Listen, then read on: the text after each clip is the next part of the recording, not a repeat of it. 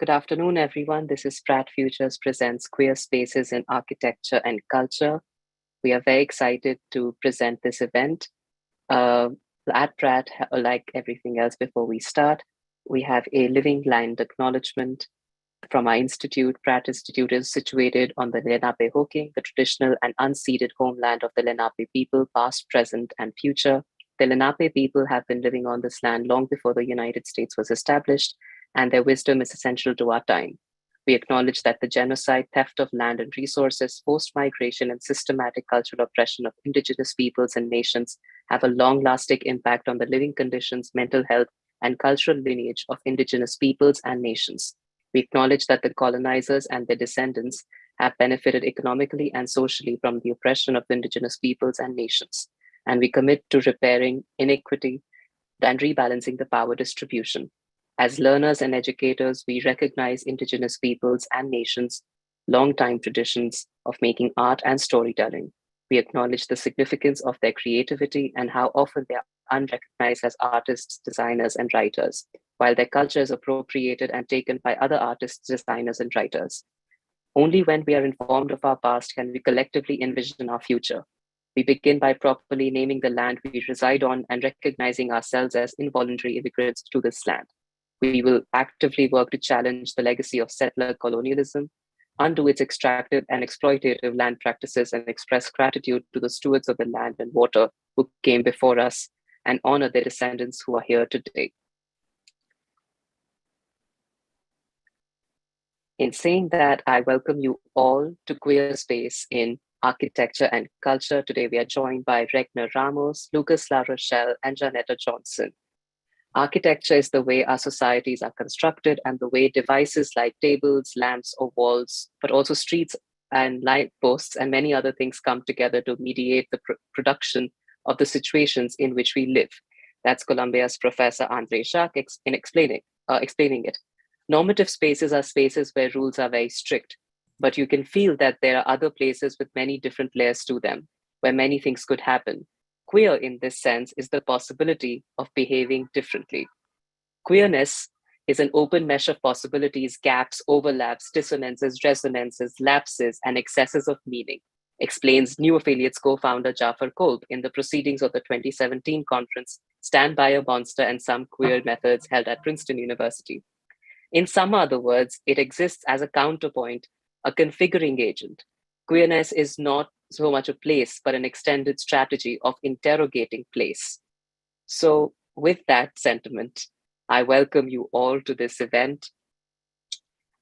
We started out this particular event, and also what we have on our poster is this quote by the historian George Chauncey: "There's no queer space; there are only spaces put to queer use." As we have been slowly transitioning into a world after sheltering in place, witnessing ongoing anti-trans violence, it has never been more important to remind ourselves exactly who, for whom, and for whose these spaces are being put to use. Asking these questions, investigating the nature of these spaces and their varied manifestations, we bring together Regner Ramos, Lucas La Rochelle, and Janetta Johnson in a discussion about queer space, its role in contemporary culture and architecture, and also architectural education. Regner Ramos, PhD, obtained his bachelor's in environmental design and master's in architecture from the University of Puerto Rico School of Architecture. In addition, he holds a PhD in architecture from the Bartlett School of Architecture, UCL. Since 2016, upon returning to Puerto Rico, Regner has been conducting research into the LGBTQ plus community in the island, searching for ways to include queer spaces into the landscapes of contemporary Puerto Rican cultural discourse. According to his different projects, Ramos's design-based research practice unfolds through a variety of methods: performative writing, narration, drawings, video, film, and making. His 2-year research project, Queertopia, mapping a cultural memory of architectural register of queer spaces in Puerto Rico, is funded by the FIPA Award.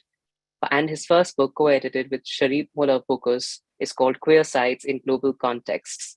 With his partner, Clinton Griaku, he co-directs their architectural practice, Wet Heart Agency, most recently being awarded Crime Foundation's funding for their 2-year project, Colosso, a factory of queer digital monuments.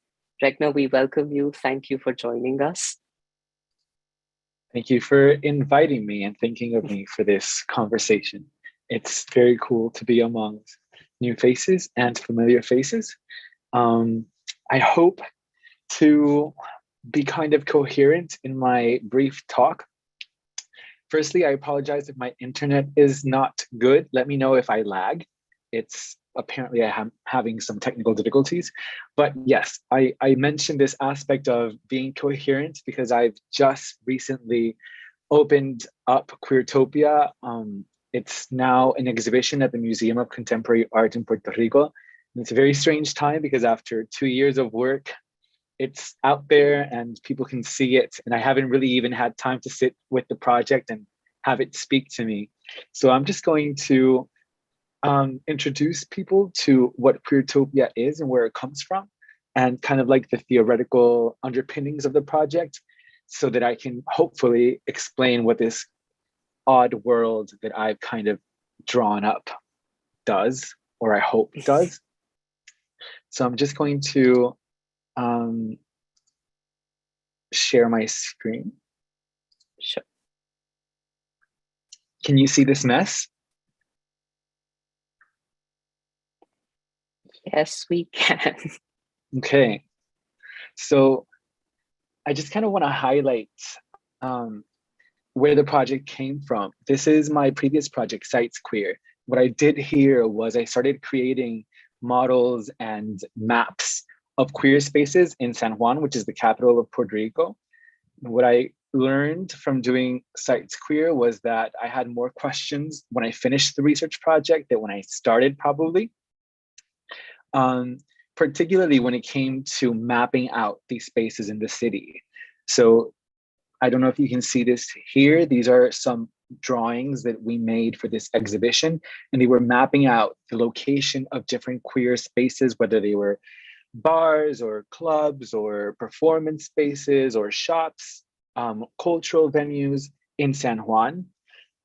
When I showed the work and I print out the maps, I quickly realized that the map became almost immediately outdated because lots of queer spaces in Puerto Rico open and close very quickly. They're very unstable. So I started realizing that there was no way that I could continue mapping out these spaces if I was doing it kind of like in an analog, crafted, artisanal way, drawing them on AutoCAD, which is kind of like my visual and drawing language of choice. And I realized that maybe my approach should be to follow the steps of Lucas and have my own attempt at mapping out these spaces in real time via a web-based platform. So the idea was for Queertopia to become this register of architectural spaces in Puerto Rico, yes, the Caribbean, yes, Latin America, hopefully, and the world, maybe. I'm excited to show the map because not a lot of people have seen it. But first, I kind of wanted to introduce the theoretical underpinnings of my work because, as you can see, my screen is intentionally very choppy and messy. I don't like PowerPoints at this stage of my career because I think that they force me into a line. And I think that my work kind of resists that line. A lot of my work is informed by the idea of the fragment as a queer research method. For me, the fragmented state of Puerto Rican queer spaces and architectures calls for alternative, geographically and culturally specific methods of documentation, of writing, of theorization, of preservation, and or protection. So by writing and drawing and making in fragments, I'm trying to practice interruptions and incompletions as active modes of production within queer spatial theory in Puerto Rico. In this way, I'm interested in taking ideas apart, reconfiguring them, and resignifying them through acts of self-assertion. Through the fragments, I attempt to open up possibilities in the Caribbean archipelago, influenced by Antonio Benitez Rojo's claims that the Caribbean represents a culture of directions, not routes, of approximations, not exact results, of fluidity and curves, not of straight lines and angles, and an eternal return, a purposeless detour that always leads you back to itself. That's a quote. Through the fragment, I attempt to reject the construction of seamless, clean, and clear narratives of LGBTQ plus people and spaces in Puerto Rico, claiming that queerness is never seamless, clean, definitive, or clear. If anything, queerness is disruptive, vibrant, unexpected, ever-changing, and is useful as an act of undefining. For me, incompletion and interruption are precisely what's powerful about the fragment, evoking the possibility of reconstruction and reassemblage in response to a Caribbean context, a queer one at that. And I have to make a note that this practice of fragmenting is largely informed by architectural theorist and art critic Jane Rendell, particularly through her practice of site writing, which acknowledges the body and subjectivity in relation to a piece of art or architecture, as well as Samuel Delaney's writing in his book, Times Square Red, Times Square Blue. So I just want to try to play these videos while I talk about Queertopia. So Queertopia, which now I mentioned is an exhibition, exists across multiple kind of mediums and forums. It's a radio show, which I was just recording a few episodes like an hour ago. It exists as a fictional story, which I write and post on Instagram in real time. It's part of my elective courses at the University of Puerto Rico School of Architecture. It's a film at the Maxi Museum in Rome. And it's also currently this exhibition at the Museum of Contemporary Art in Puerto Rico, which opened, I think, like 2 weeks ago. So it's very varied. It exists across all these different platforms. And most importantly, the whole point of this project was to create this web-based map of queer spaces in the Caribbean.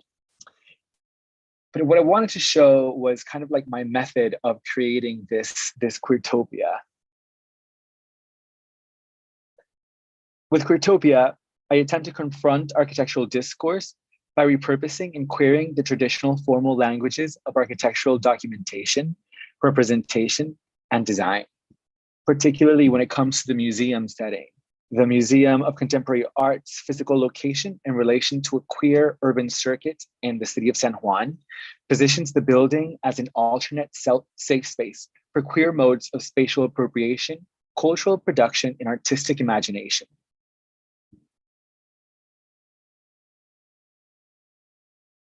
The MAC, the Museum of Contemporary Art, becomes a home for the local queer community, and the museum's very architecture is placed in direct confrontation with the building's paradoxes. It is a 19th century Georgian-style building designed after English architecture, but with an interior courtyard that links it to our Spanish colonial heritage. In the heart of a Caribbean island, in the nexus of a network of LGBTQ+ spaces and venues. As such, Queertopia confronts the complex architectural politics left behind by colonization and how these are responsible for the exclusion and the erasure of queer bodies and buildings from Puerto Rican history. It is a critique on the violent processes of colonization. The project looks to archipelagic thinking, architectural modes of making, and boundary-pushing cartographic representations to carve a space for queer futures in the Caribbean. As such, Queertopia aims to insert LGBTQ+ spaces into Puerto Rico's architectural history, its cultural infrastructure, its urban memory, and its political future. So here we have just some stories of what the process of making this exhibition was. It's this story that I'm telling through models, through maps, through film, of this group of people who leave their country behind and embark on this long journey to reach Queertopia, which is this fictional archipelago of queer islands, which is very much kind of my take on rethinking processes of how we got here, how the Spanish came and colonized and kind of wiped out our indigenous population. So I was kind of rethinking what would this story look like if I queered it, if it was more hopeful than it was violent. Because I don't have a lot of time to kind of show through the whole thing, I wanted to really quickly show what Queertopia looks like, what this map is and what it does. And I'm very proud of it. It still needs some technological glitching maintenance, but I'll show you kind of how it performs like. Of course, if you know Lucas's work, you know how well queering the map does what it does. And I don't want to kind of like talk about that because they are going to talk about queering the map in a bit.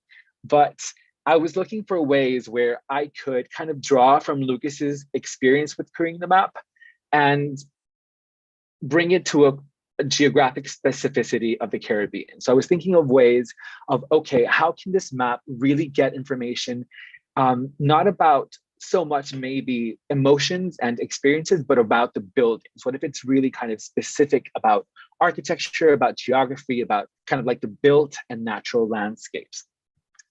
So one of the things that queertopia.xyz does, which is the domain, and you can visit it on your own time, is that when you visit it, you will always land in this geographic area. You will always land in Puerto Rico. And I got this idea, and I've talked to Lucas about this a few times, about how creating the map, you always land in Canada, like you're always where Lucas is.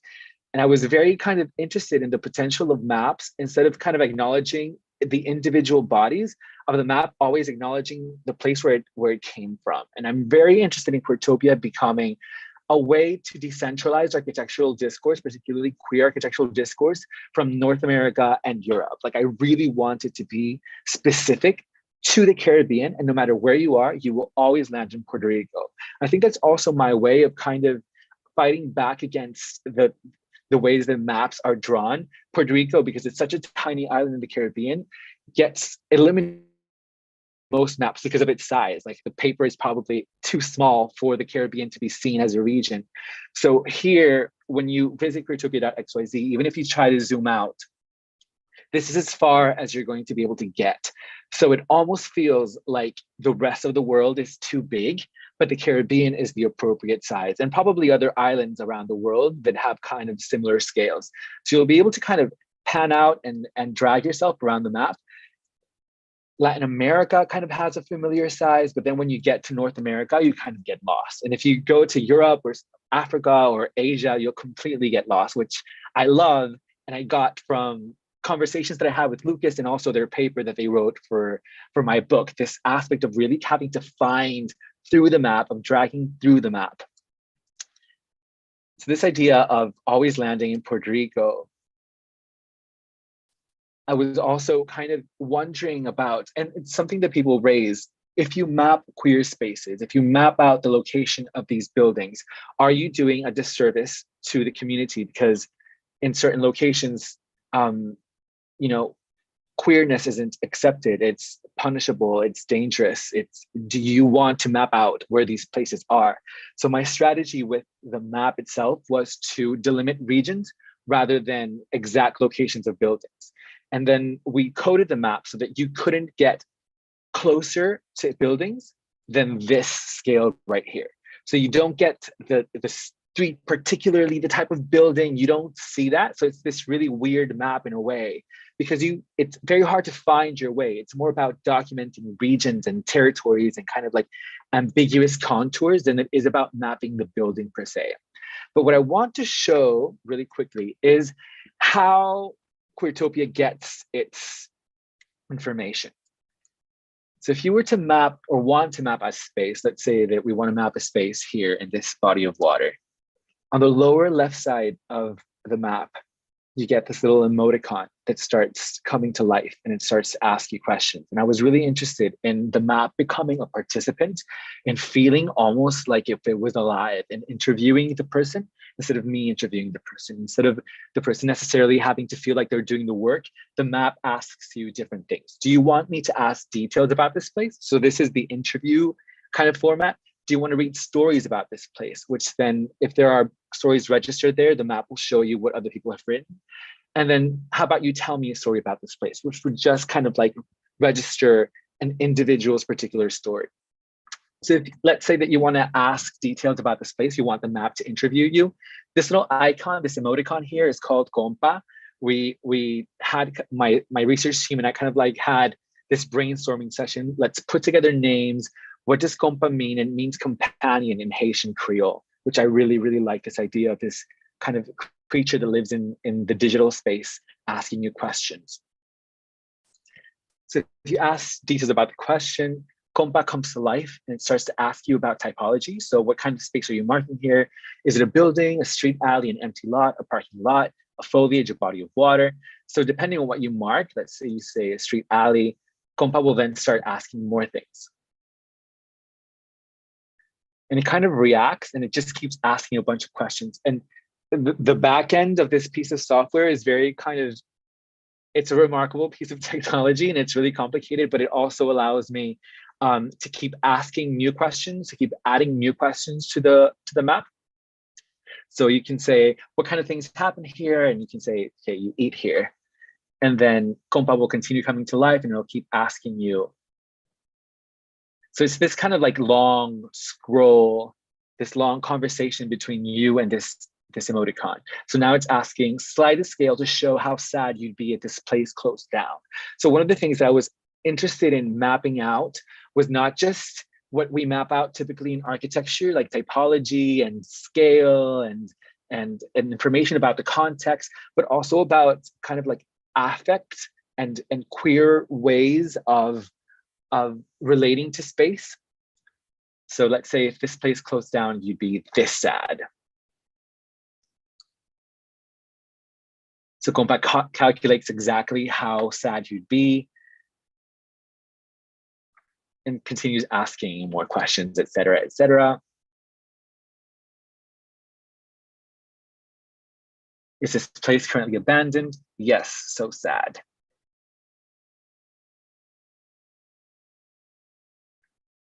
So compa has like this sassy personality, which I also wanted to kind of, I wanted the map to feel approachable and kind of relatable instead of it feeling like a piece of research and having it be kind of like very dry and academic.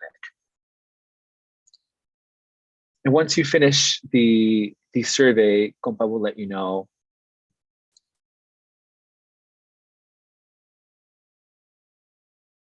You submit, and then this will register on the back end, and we will have to moderate the responses. And you can see there's barely any responses because we just, like, I haven't even advertised the map yet because it's kind of kinky, glitchy, whatever.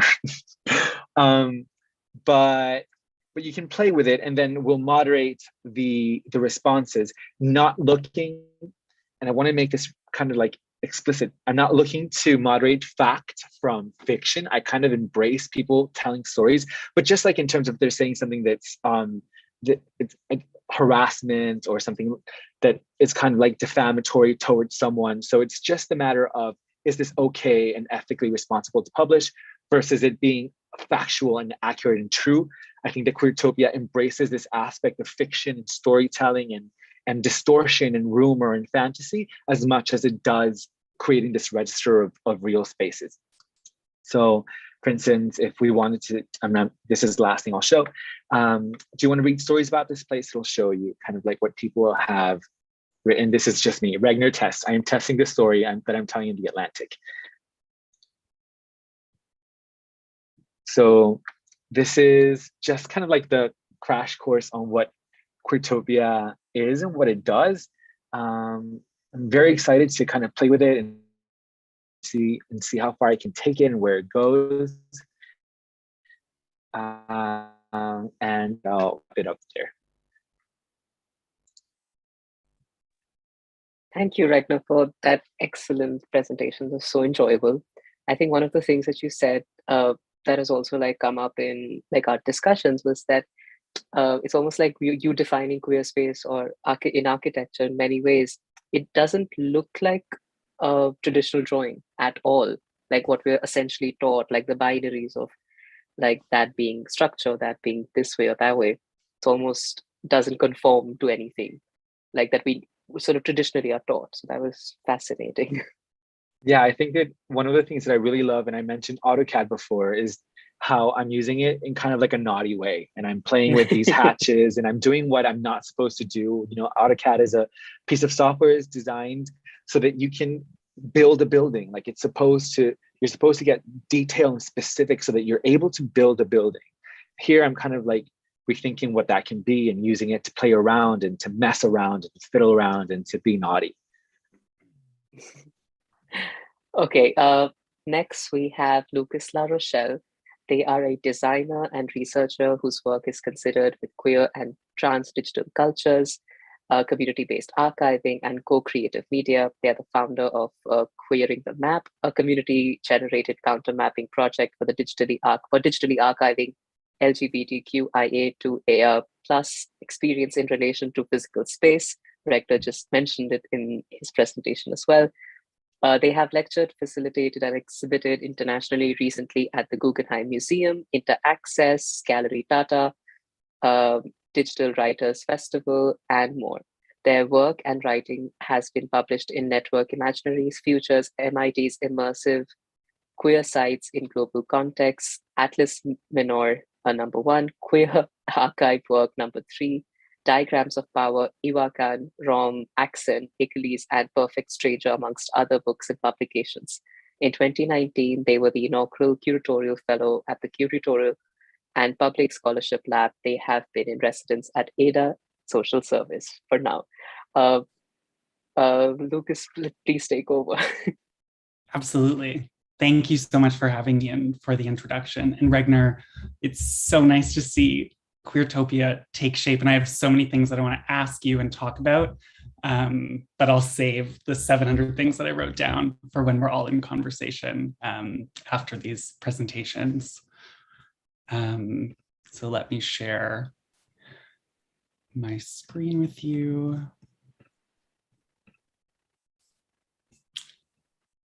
So I'm going to spend the next 15 minutes sharing with you 2 projects, Queering the Map and QTBot. So the first one, let's see. So the first one is Queering the Map, which I launched in the fall of 2017. And it is a community-generated countermapping platform for digitally archiving LGBTQ2IA+ experiences in relation to physical space. As you can see here, it takes the form of an annotatable map and provides an interface with which to collaboratively archive the cartographies of queer and trans life.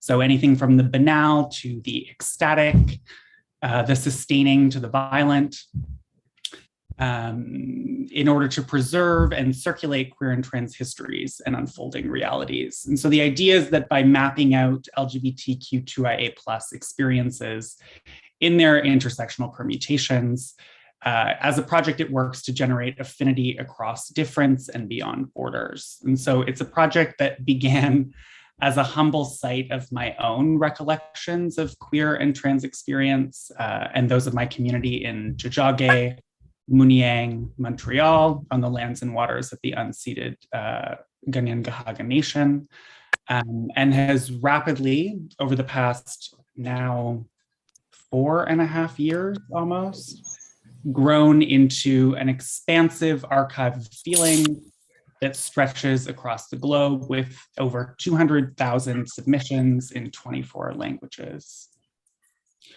So LGBTQ2IA+ communities, and especially communities of color, are both historically and contemporaneously subject to heightened surveillance. As such, Queering the Map was necessarily built from a logic of data opacity. In contrast to the schemes of data extraction and profiling that typified dominant platforms like Facebook, Instagram, TikTok, data opacity prioritizes anonymity and privacy through collecting as little data as possible. So rather than working from a framework that gathers sensitive data and works to encrypt it, this kind of data on Queering the Map is not collected at all. So it's not possible to create a discrete user profile on Queering the Map, and therefore submissions are made anonymously. There's no user data such as names, phone numbers, emails, etc., in association with what is submitted to Queering the Map, which is done to mitigate the harm that can be done with the misuse of data. So the decision to build the infrastructure of this platform in this way is as much about safety and privacy, as Regner noted in his presentation, as much as it is about following a queer logic of incommensurability. So incommensurability is one of my favorite words that I love to throw into any conversation I have.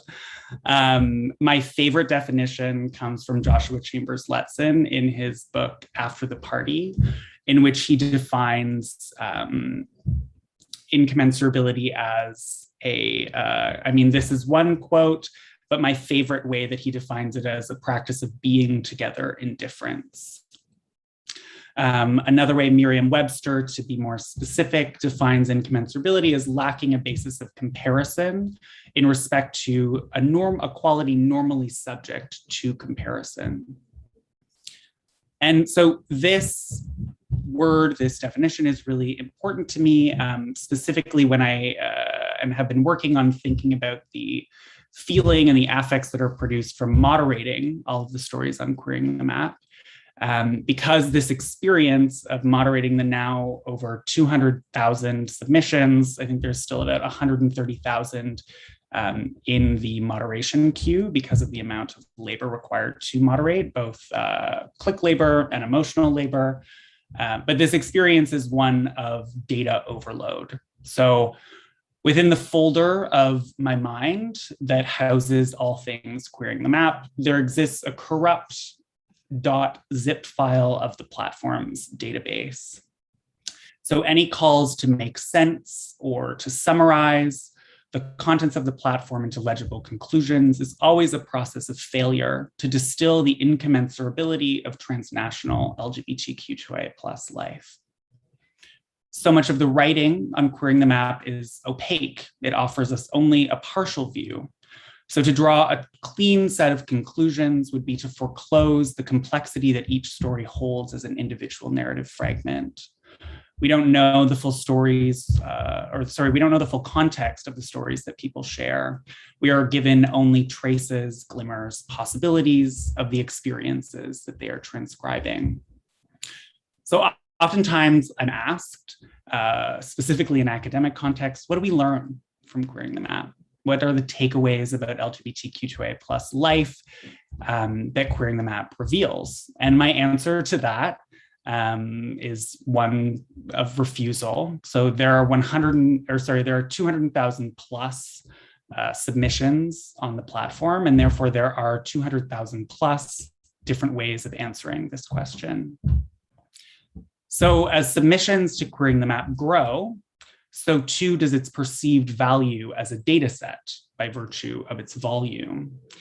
It is a data set of queer life, absolutely, but its structural opacity renders it a queered data set.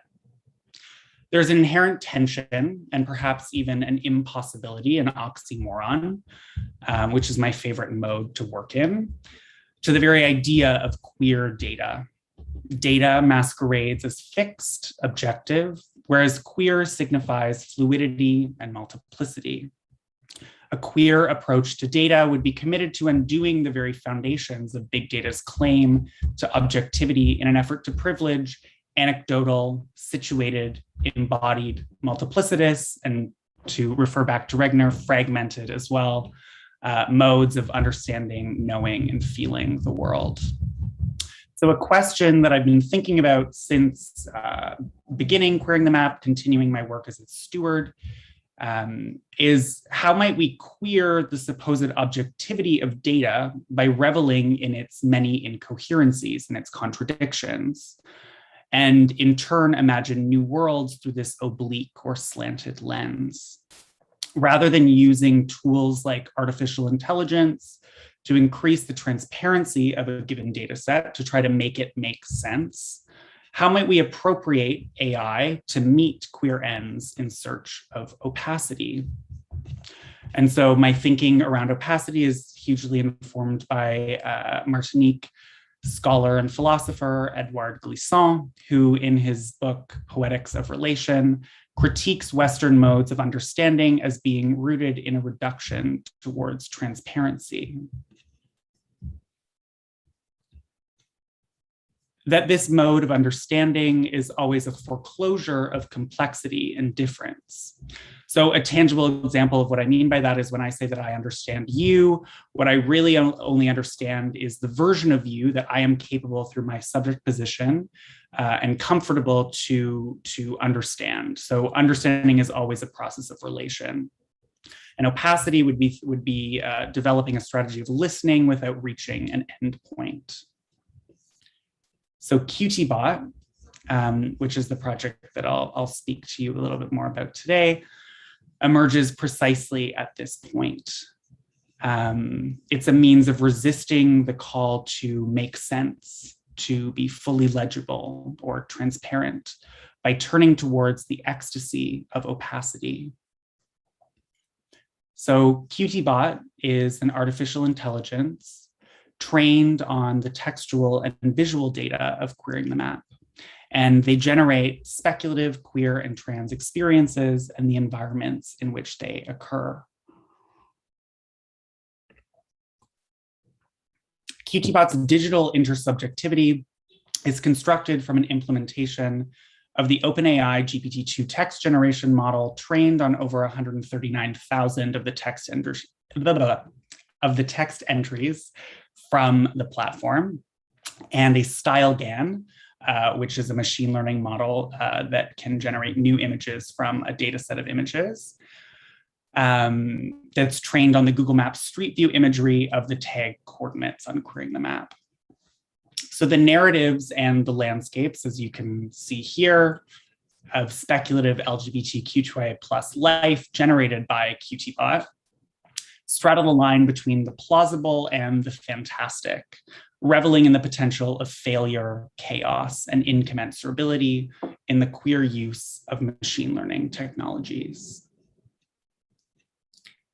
So QtBot's hive mind is an organism for generating glimmers of futures that emerge at the point in which, to quote my God, my icon, my star, Jose Esteban Munoz, singularities flow into the common, end quote. So like queer space itself, often theorized in relation to the ephemeral, the spaces that they illuminate are temporally promiscuous, a collective deep dream of thousands of locations haunted by the residues of queer and trans affect.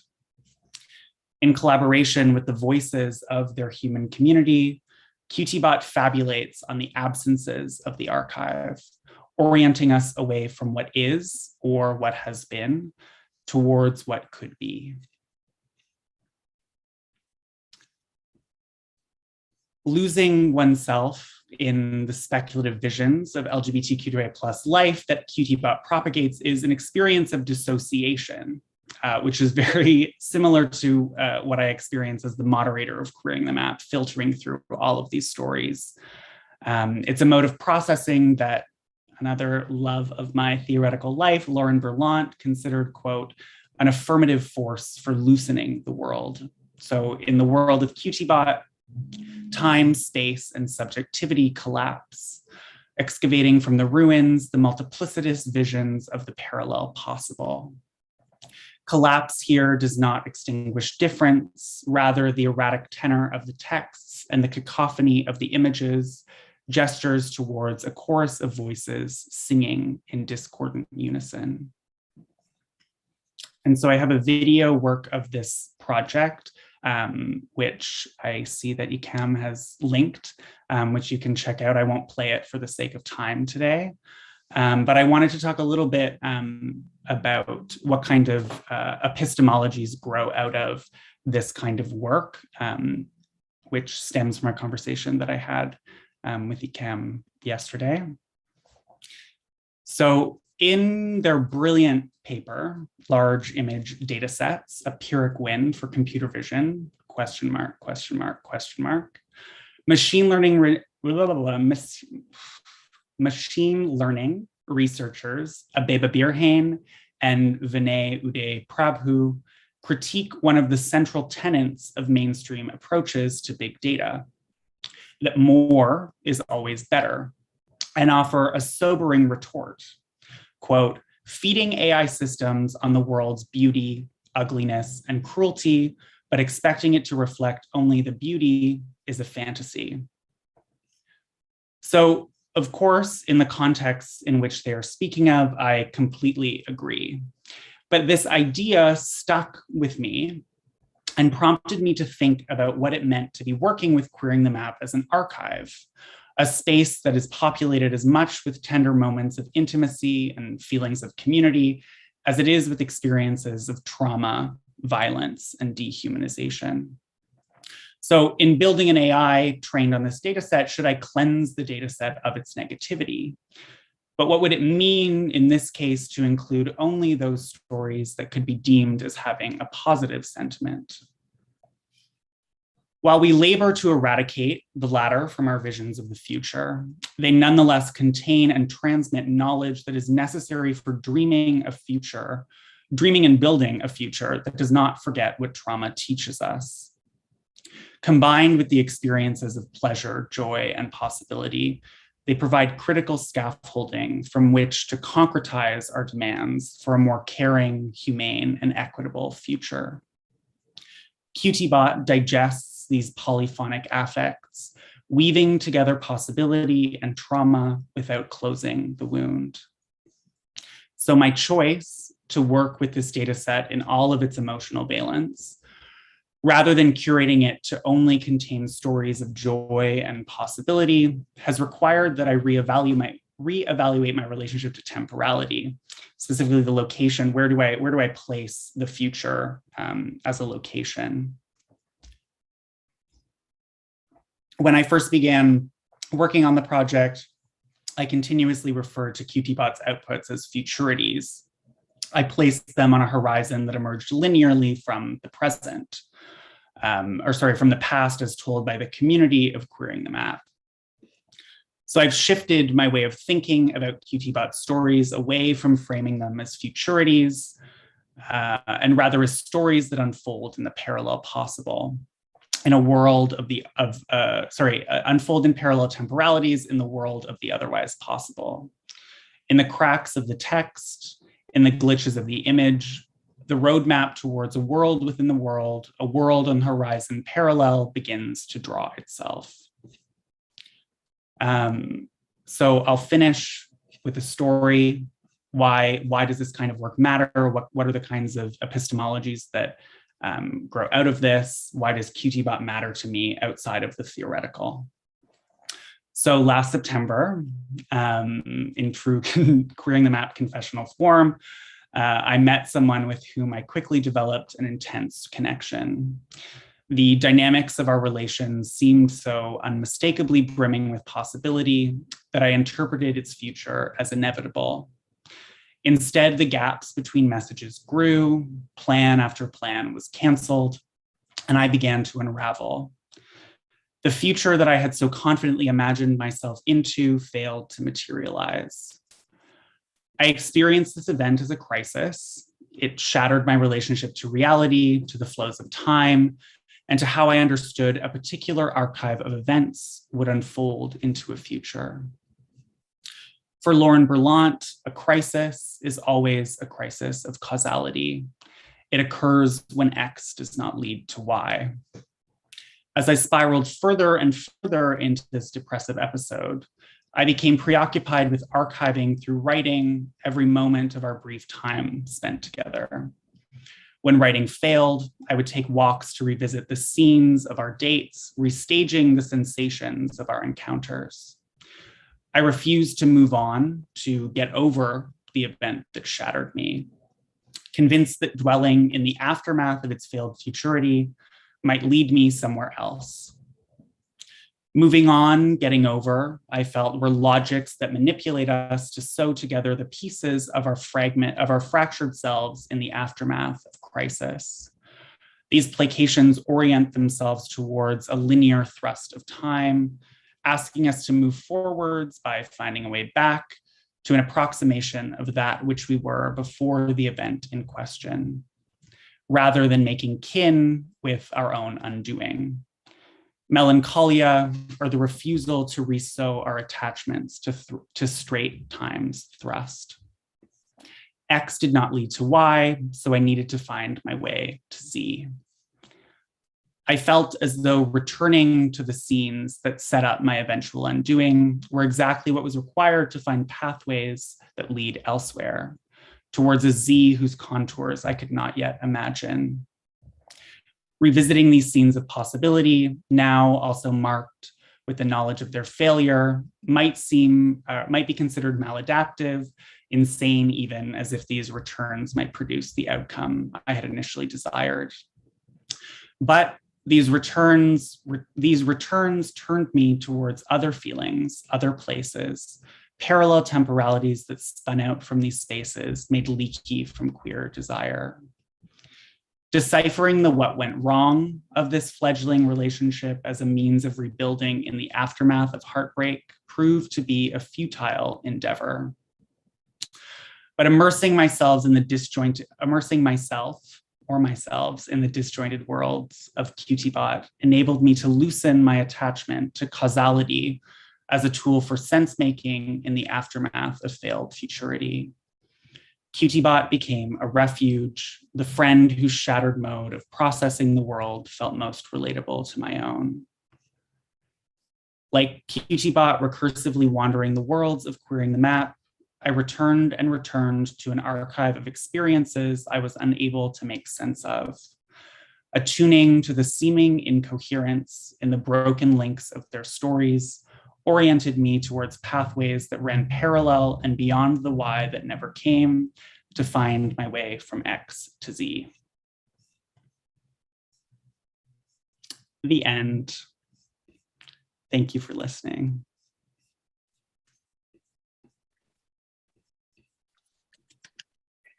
That was extraordinary, Lucas. Thank you so much for sharing that with us.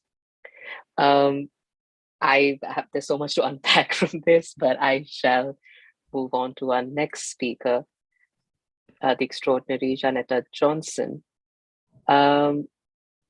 It's extraordinary. When I first came across Janetta's story, one of the things that we all were just thinking about, so how do we ground this discussion of queer space? We have extraordinary work by Regner, we have extraordinary things to talk about Lucas with, but then it was like, what are the experience, if we were to materialize these experiences in some way and really talk about architecture and the culture that we are currently inhabiting, how do we talk about it? We are facing something like Florida's Don't Say Gay bill and several agitations all across the last 2 years. And then Janetta's work comes across this ray of hope to us. Janetta Louise Johnson is the executive director at the Transgender, Gender Variant, and Intersex Justice Project. She's a formerly incarcerated Black transgender woman who has been an activist and advocate in the transgender community since 1997, when she moved to San Francisco from her hometown of Tampa, Florida. She survived 3.5 years in federal prison, and while inside, she fiercely and tirelessly advocated for her rights as an incarcerated transgender person. She became politicized through her kinship with Miss Major, her adopted trans mother, and after her release from prison, returned to her work with nonprofits and social service agencies with a higher compassion for people on the inside of jails and prisons. In 2006, she put her skills as a community organizer, trainer, and activist to work as interim director of TGI Justice Project, during which she coordinated vibrant grassroots fundraisers to support the organization. In 2014, she became the permanent executive director of TGIP when Ms. Major retired from the position. She co-founded the Compton's Transgender Cultural District, the first transgender cultural district in the country here in San Francisco in 2016, and Taja's Coalition Community Accountability for Black Trans Safety in San Francisco. We welcome Janetta.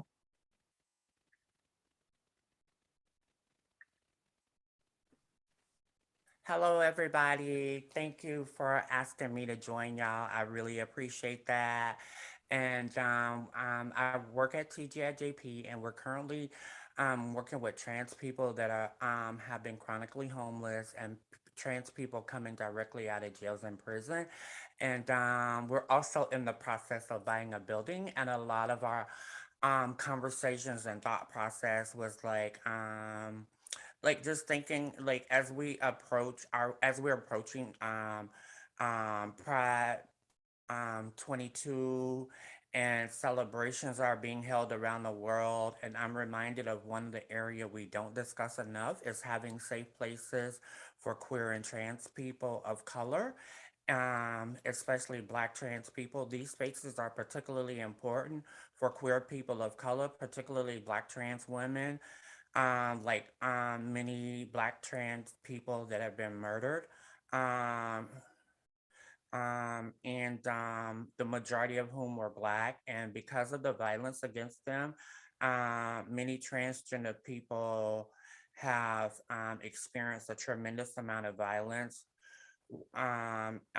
experienced sexual violence during their lives. That number jumps to nearly many trans people being murdered, trans women of color, to experience harassment from strangers, and specifically simply based on who their gender identity is.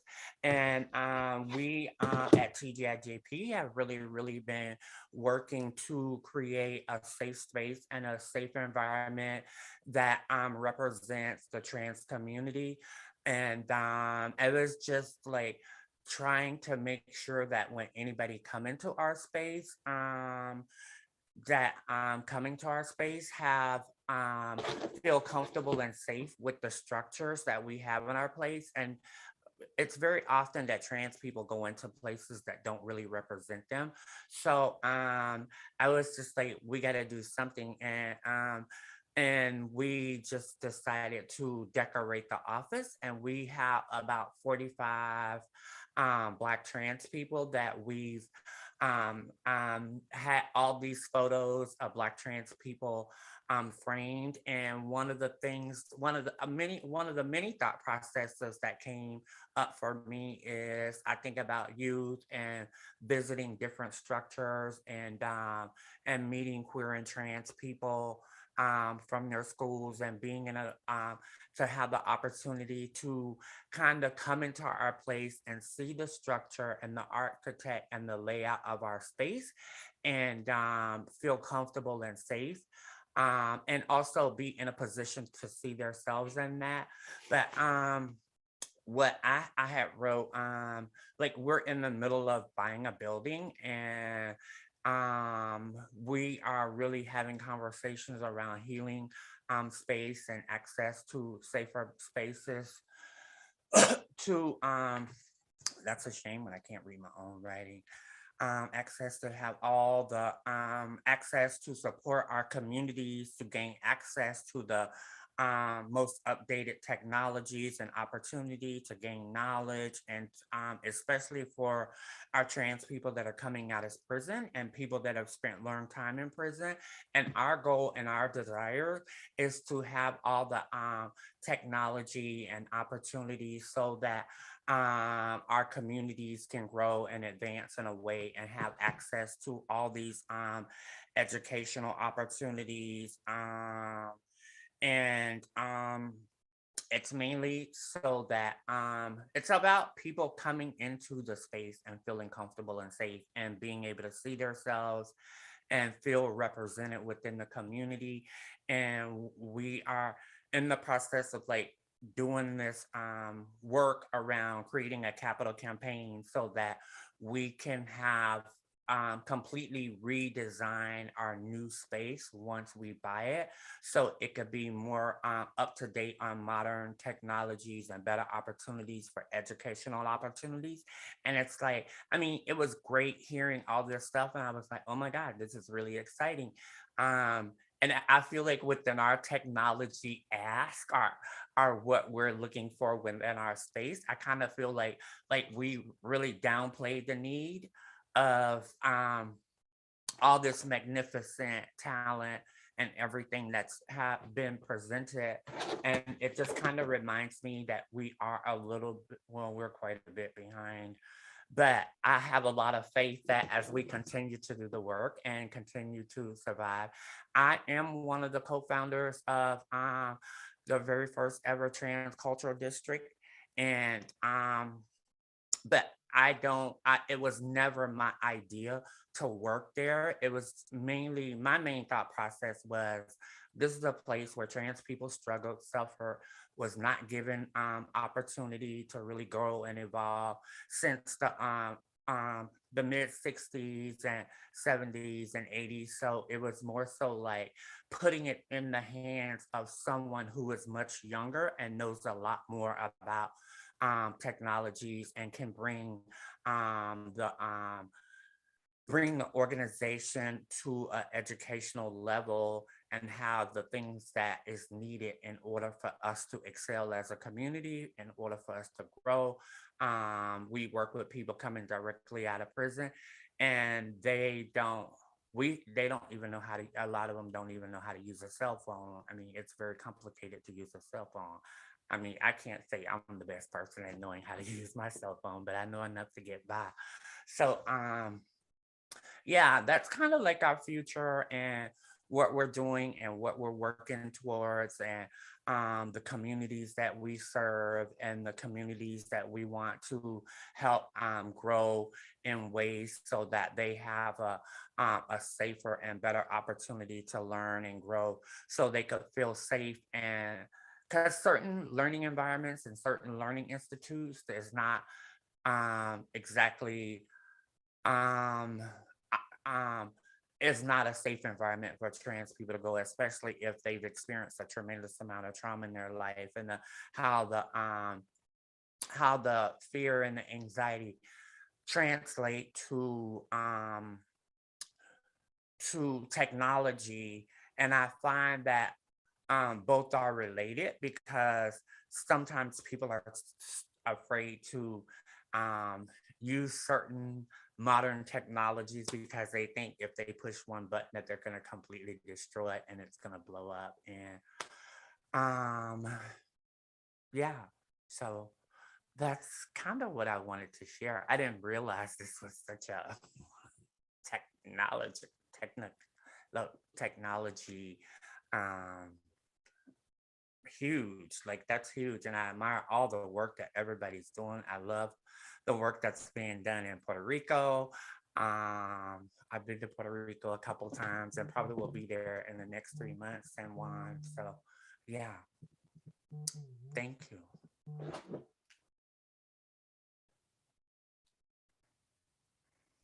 Thank you so much. So that was super exciting to hear as well.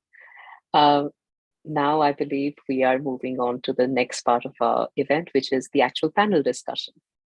So Hey, in this, back in 10 minutes. uh, can you say that Okay. again, Janetta? Okay. Sorry. Yeah.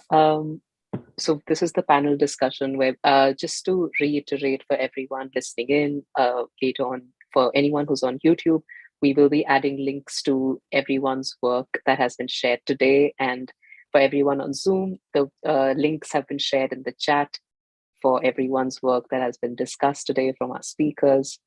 Um, Super exciting to hear all the different perspectives today. And one, although like everyone's work is so diverse and in different places, and also in different manifestations of queer space, one thing that I feel sort of connected the dots for me at least was this idea of community. Like it's an overused word in our architectural discourse and also in culture, but the idea that how do you sort of find someone else who identifies similarly to you do, and also in different sensibilities, was one thing that I see in all of your work. So this was something that has come up in when we were talking about queer space, was that in December 2019, this idea of the sort of queer friendly seniors facility was opened in here in New York, where Pratt is based, and it was called Stonewall House, which was basically a 17-story large structure designed by Marvel architects. And it reported that it was the idea of sort of bringing senior elders together. Uh, and similarly, like in Los Angeles, there's the LGBT Center that has been designed by Leong Leong. In Boston, there's similar projects called by Demilla Schaefer. I'm sorry. And so these are all different actual institutional scale projects that have been built. And they are so-called LGBT friendly, and they are not kind of reserved for the queer community, but I guess the first idea of what we might think of a queer space. But they are linked to this idea of community. And I really want to understand from all of you, what do you feel about when we think about large scale formal institutions, which in all of your work that we've just seen and discussed today, the idea of the sort of formal institution is almost rejected in a way. Like you're like, no, we need to sort of look at people from a very different way that we have been taught. So it's open to everyone who wants to jump in. What do you think of formal institutions for the for them being categorized as queer?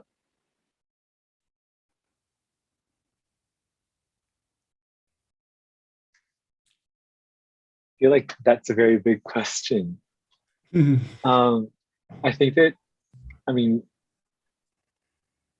Lucas and Janetta can jump in.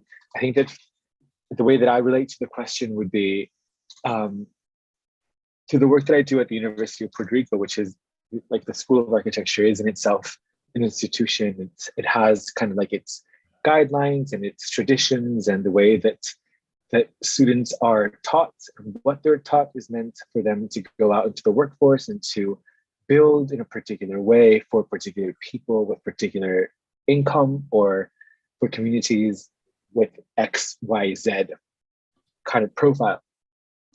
And I think that I particularly am interested in questioning that and looking for other ways to test out architecture. I think that with the fragment in itself, that's how I'd like to deploy it. And I think that there are multiple ways that you can approach it. I think that for me, institutions a lot of times trace a linearity, which is why I mentioned I like to work kind of like in peripheries or between cracks of things, because I think that when you trace lines and you follow rules and you follow the motions and do the steps, you miss out on everything that's happening around it, and you miss out entire populations. You forget about those people, and you forget about other ways of building the world, and you forget about other ways of seeing the world or moving through the world. And I'm interested in my work, and I think that I'm a little bit disruptive at the School of Architecture, even though I'm not the most radical kind of like academic you will meet.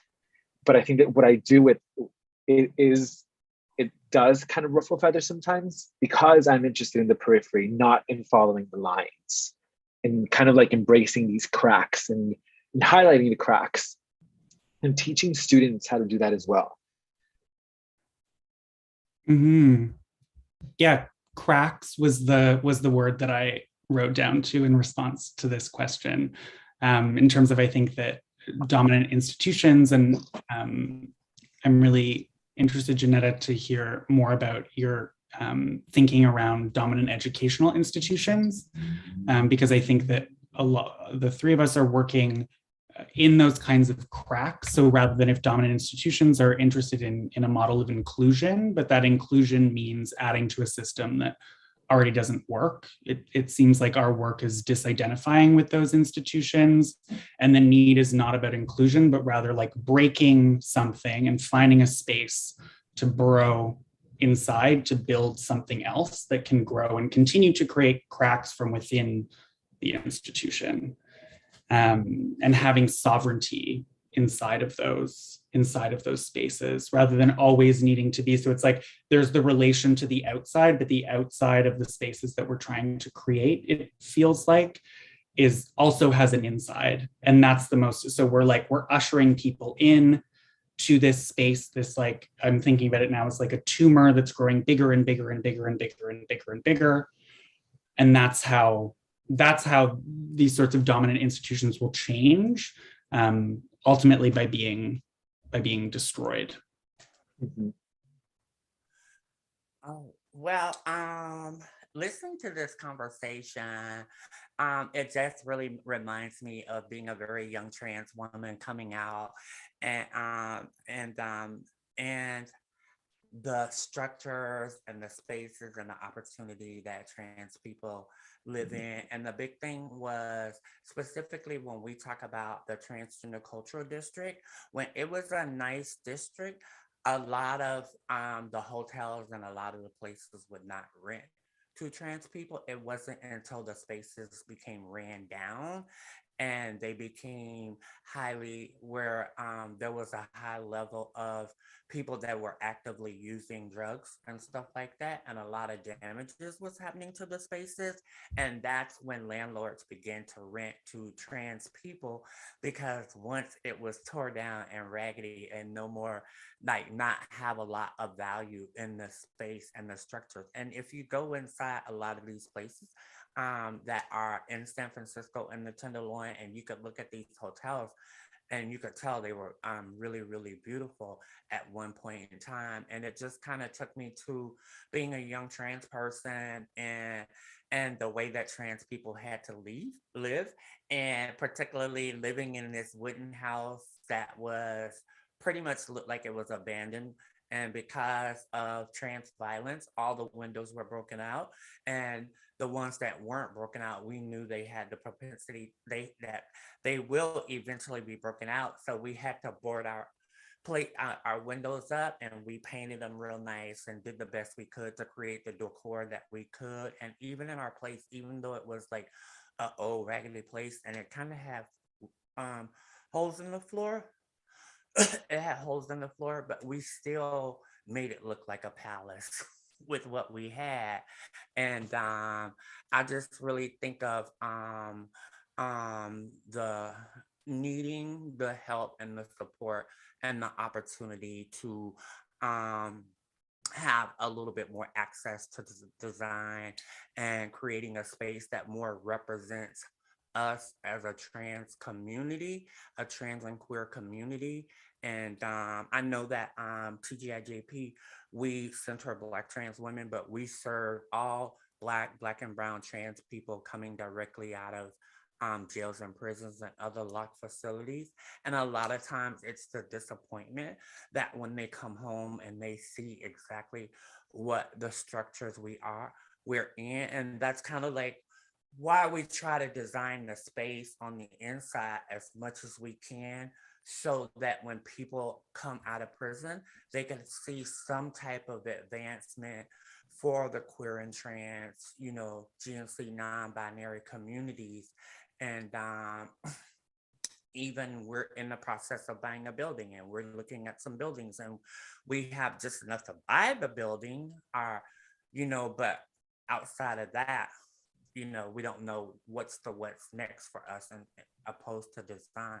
So we were really within our organization now, we sort of kind of like makeshift, just me, like if you're stuck in a hallway, decorate.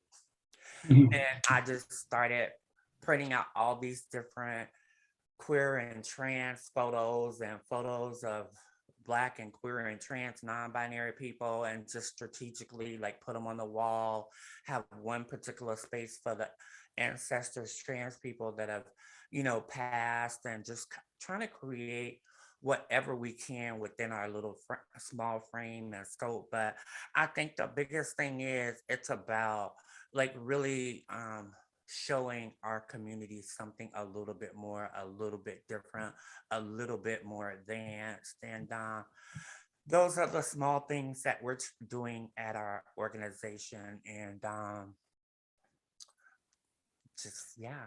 I like the work that y'all are doing and the stuff that you're creating. That's really nice.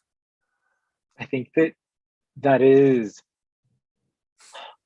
I think I talk about this with my students quite a bit, because I have this elective course called Architecture of San Juan. Like, we're focused on particular queer buildings here in the city of San Juan or in Puerto Rico at large.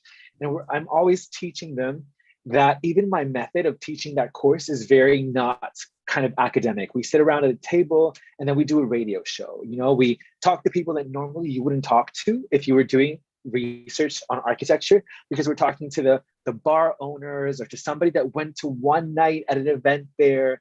So we're really trying to think about those cracks. How do we insert these spaces? And I love the word raggedy, because it's so true. So many of the spaces that we have as a queer community, they're very kind of like improvised. You make do with what you have.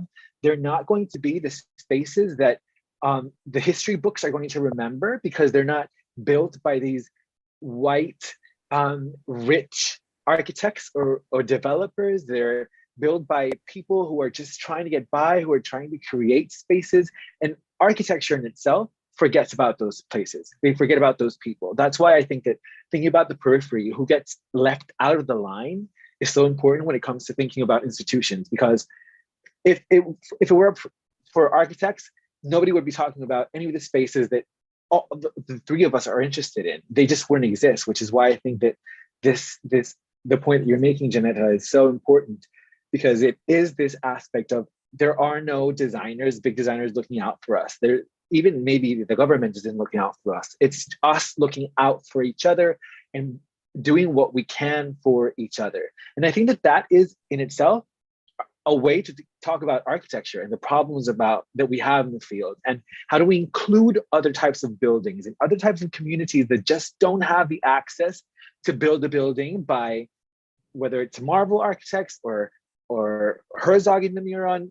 It's another type of building the world. It's a different type of inhabiting our cities or towns or our locations, and it doesn't come from what the institutions and the powers that be says this is what we need to remember and theorize and document and register.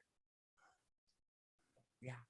And I often tell our team, like, basically we just like, that's been the history of queer and trans people. I mean, if you go to you can go to the Goodwill and buy a bunch of scarves and hang them all on the wall to cover. I don't Mhm. know. It's just like whatever it is we have, we do the best that we can to create art.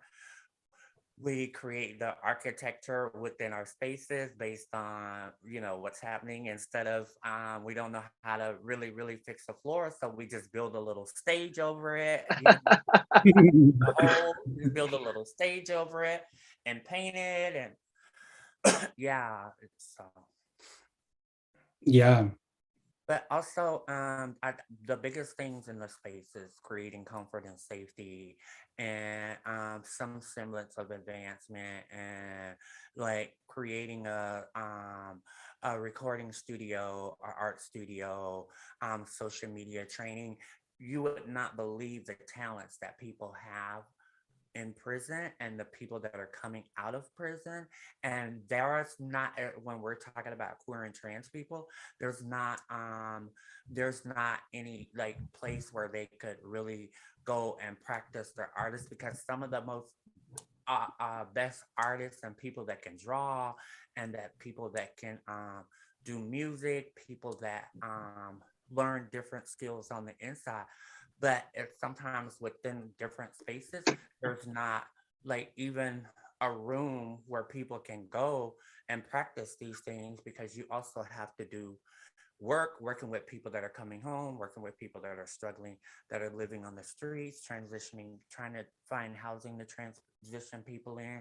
So that's why we were really, really like imagining and envisioning and having lots of conversations on how to make these entities for people to flourish, because that's what it's all about, is giving people alternatives to some of the trauma response behaviors that um, people experience. And I find that if people have access to their materials and things and the spaces to practice um, different skills and artistry, makes a better world. Mm-hmm. You mentioned, Janetta, specifically technologies that you wanted people that visit your center to have access to. What kind of technologies do you feel like are the most important? Um, I mean, it's simple as learning how to use a phone, learning how to use various um like how to make music, like different functions, not functions, but apps on how to Mm. make music and how to advance their art career, because a lot of people are very good at drawing, super good, but learning Mm. how to better um, not so much as mass produced it, but just learning how to make designs on the internet and all those different apps. And recording studio for music. A lot of people, that are artists, and also learning how to use the computer. Just a lot of different simple things that a lot of people just know. Yeah. Mhm. And that we take for granted. That's actually so extraordinary to hear. The idea about, like, I think what you touched upon initially, like the cracks. And this was something that when researching for the event, that came up. And speaking of artists, Janetta especially, like, this is from the co-founder of Toronto Pride's Blokorama event. And he says, as an artist and an activist, I've learned how important the dance floor is for queer people. And you saying this idea of like makeshift and just make it, or like attaching it to something that's so ephemeral, just uh, almost not complete.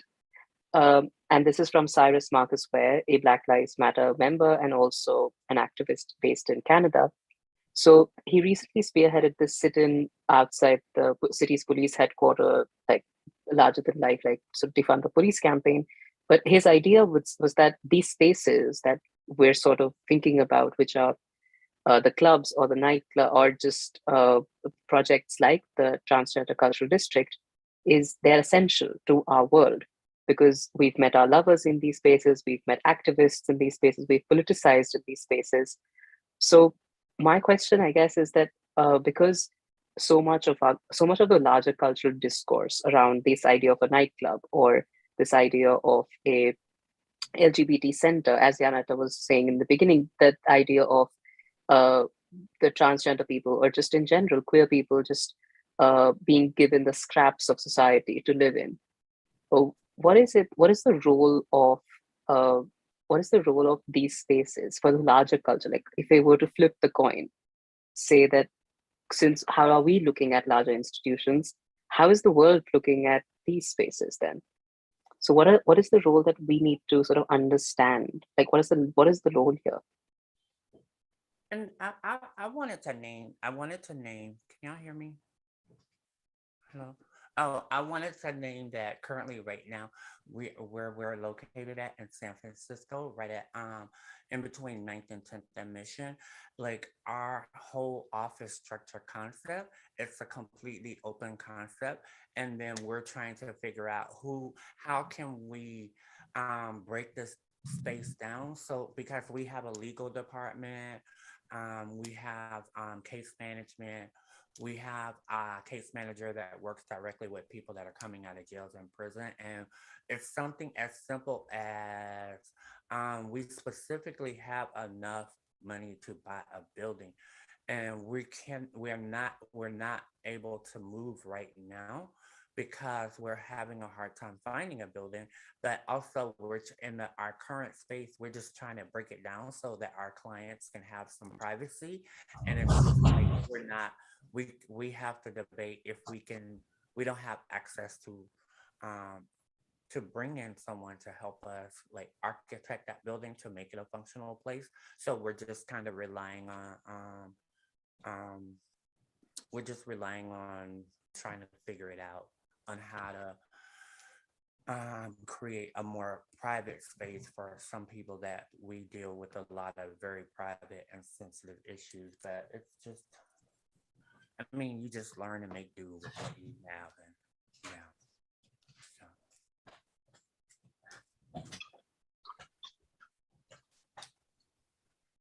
So. And Regner, what do you think about this? The idea of what can we actually learn from these spaces, like as designers, or like in our culture, when we think about these cracks and these sort of this idea that we have touched upon in a few minutes ago. Like, what is the epistemological value, I guess, in this discourse for, because sometimes I feel like when we're talking about these spaces or these ideas, it's an echo chamber of sorts, because it's like-minded people who are liberal enough, who are queer themselves. So there's a certain level of, I guess, like the traction that doesn't have in larger academia or even in culture, in our general culture. Although that's another question that I have that I want to ask all of you. But what do you think? What's here to learn for us? Well, I think it's another very big question that I don't think that I can say one answer to, because I think also that it's very kind of region specific. I think that what we can learn from these alternate spaces is, I think, and I don't know if I'm completely off, but I think of value. I think that as queer people, we have a different set of things that we value in a lot of contexts, but also certainly in the built environment and in architecture. I think that there are very simple things that maybe some people take for granted. For instance, I think that for trans folk and non-binary folk, I think the aspect of visibility here in the Caribbean, for instance, being able to go to the beach and take your top off or wear a swimsuit that expresses your gender identity, even if you're whatever, not conforming. I think that creating spaces that respond to these new sets of values that traditional architecture doesn't really look at or care about is what I think we learn from studying particular queer communities in different parts of the globe. I think that this idea, for example, of the dance floor is a very important part in architecture. I think the stage has a particular importance in architecture. I think that we as queer people, in the way that we build our spaces, we kind of deploy what our values are, more than having beautiful materials and exposed concrete like the one in your background, and honoring the brick and having the tectonics show through. It's more than that, and also kind of like less pure than that. It is, I think, a different set of values that we kind of contemplate and need. And so when we lose spaces, I think that architectural discourse, like when these bars close, for instance, I think the architectural discourse, it doesn't make any difference to architectural discourse, which is why I think that Lucas's project is so exciting, and why I think that Janetta's, where Janetta is right now in this process of acquiring a building, is so important. And I think that it's things I considered when I was building, like the questions that Queertopia was going to ask, like, what do we ask? What kind of questions do we want to register? What kind of other affects are valuable? Instead of just thinking about purely like the physical and scale and proportion, the materials and the lighting.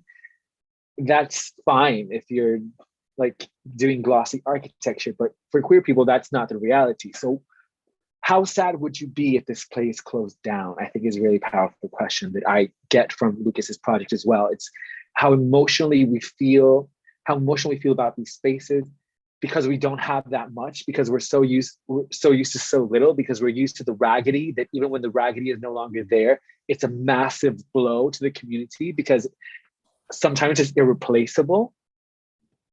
And I think that is in itself like a system of values that's very different to this, Mies van der Rohe's Barcelona pavilion being lost and, having to rebuild it because it was so precious. And don't get me wrong, I love the pavilion, but it's a different set of values, and it's a different form of thinking about why architecture is valuable to different communities. And it can't just always be dominant discourse kind of operating, this is what we think is valuable. We have to look at, and I'm talking about Puerto Rico, but this could be very different in Montreal. It could be very different in the trans and Black community in San Francisco. It could be very different in Brazil. I think that's what's exciting about decentralizing architectural discourse as well, and inviting people from other forums and even other backgrounds, which is why, for me, I think it's very important that people who are not architects are also included in these discussions, because we're trained, like this is how we were taught, but these are the people, they see the world in a different way. And from other communities in other parts of the world, they see things in different ways. And I think that's why it's important to decentralize the discussion. Totally. Jumping off, Regner, what you said, this question also that you brought up earlier of seamlessness, I feel like that is what is to be learned is this idea of it's like the relationality that unfolds within queer and trans spaces rather than the surface. So it's not about, as you said, like the lights, the design is irrelevant to what unfolds in the space and the relationships that unfold in the space. So this idea of like raggediness or brokenness, or it's like the surface is irrelevant. And that's what becomes so much of architectural and spatial discourse is like, well, what does it look like and what does that do? But sometimes in the same, to use the George Chauncey quote that introduced this this panel, that there are no queer spaces, that's really the question. That it's more, when we talk about queer space, we're not actually taught, like architecture is, it's fun. And I mean, I'm also, as a designer, invested in Regner. I think you are as well, in terms of this question and this like impossibility, because I think it is impossible to design for queer space, because it's what unfolds, it's the relations that unfold that matter and that produce a space in a particular moment in time, and that time does not necessarily extend very long into the future.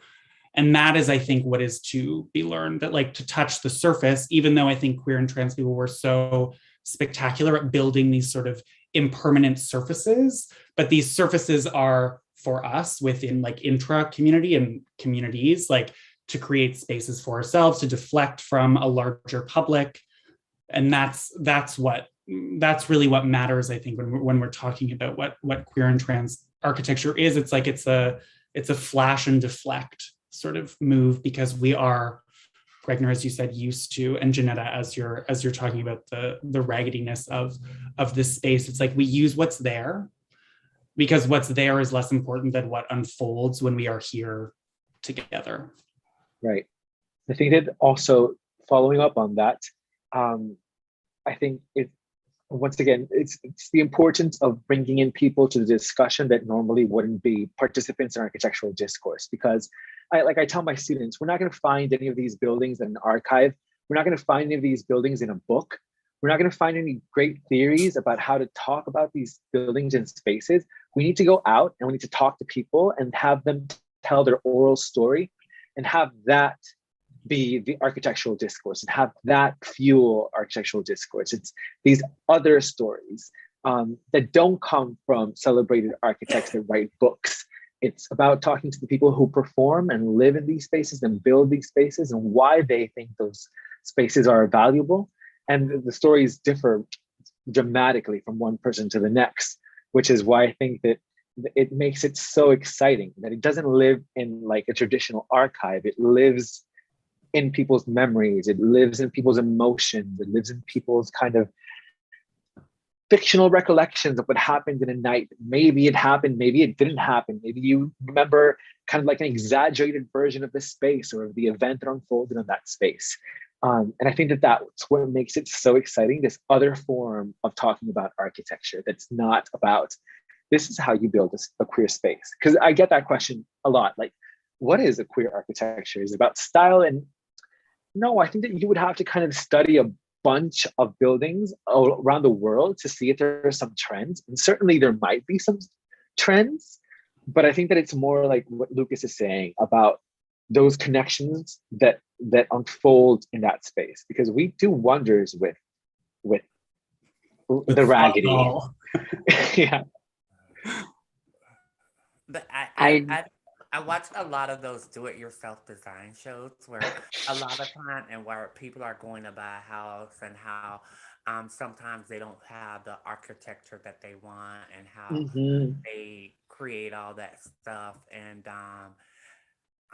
it just fascinates me to like have that expertise come in and lay things out and build things out the way that the family needs it. I mean, accommodating kids, accommodating pets, accommodating a safe space in the backyard, and all those different things. So it's just about creating an environment that feels safe and that feels educational and learning, because a lot of times in certain spaces, it's just like I don't know, certain spaces that a lot of the nonprofit organizations are housed in, especially small organizations well, our organization is a national organization, but it's small because for many, many years, recently, we worked under 537 square feet with 14 to 16 staff.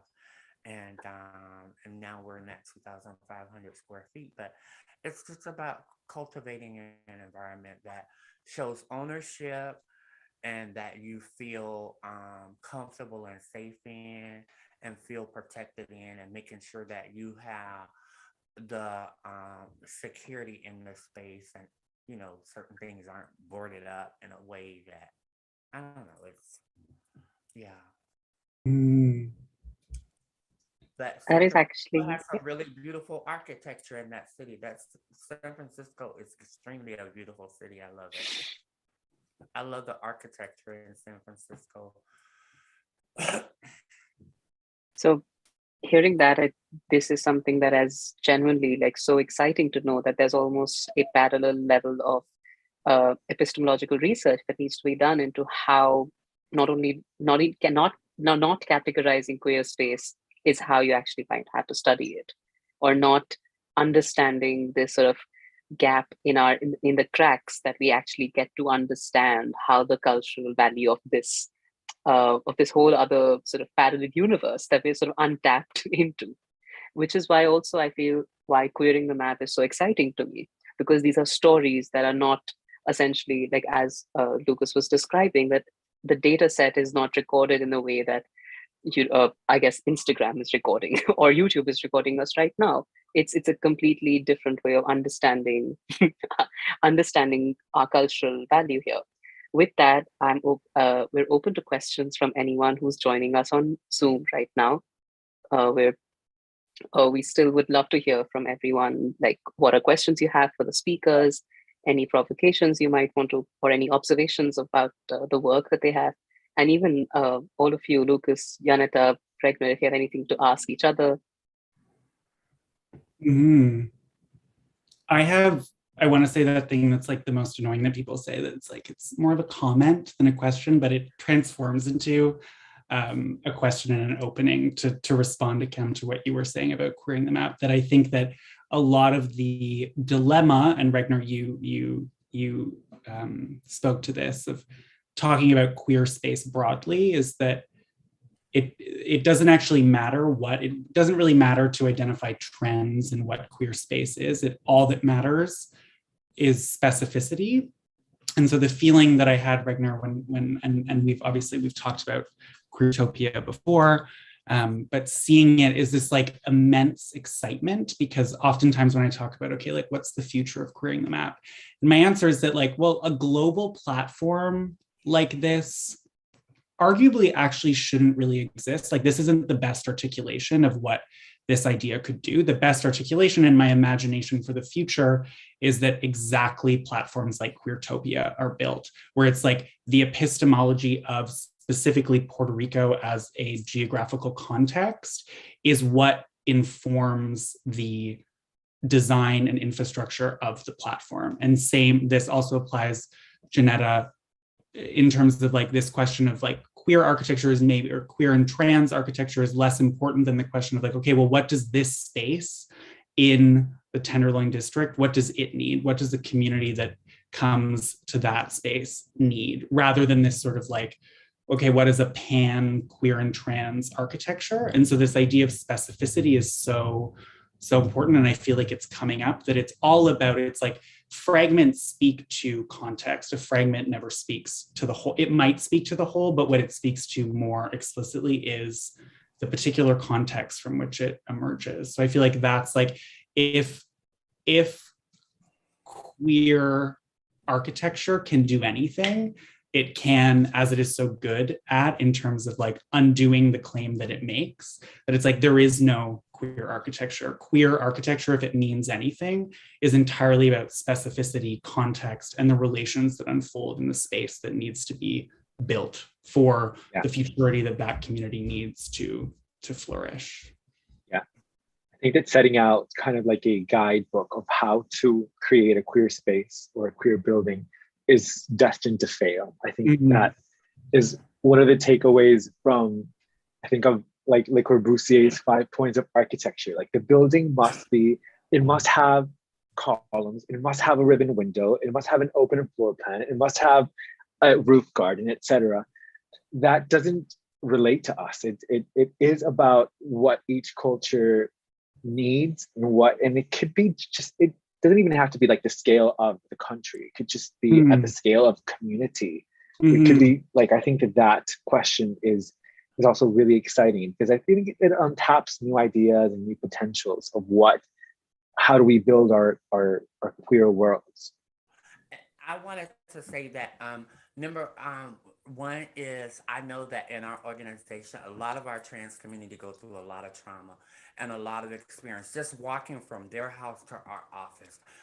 In the structure of our organization, we need a specific room so somebody can go in that room and curse and scream and express all their fucking anger that they've experienced within this short span of time where they have been harassed by the cops or harassed by people.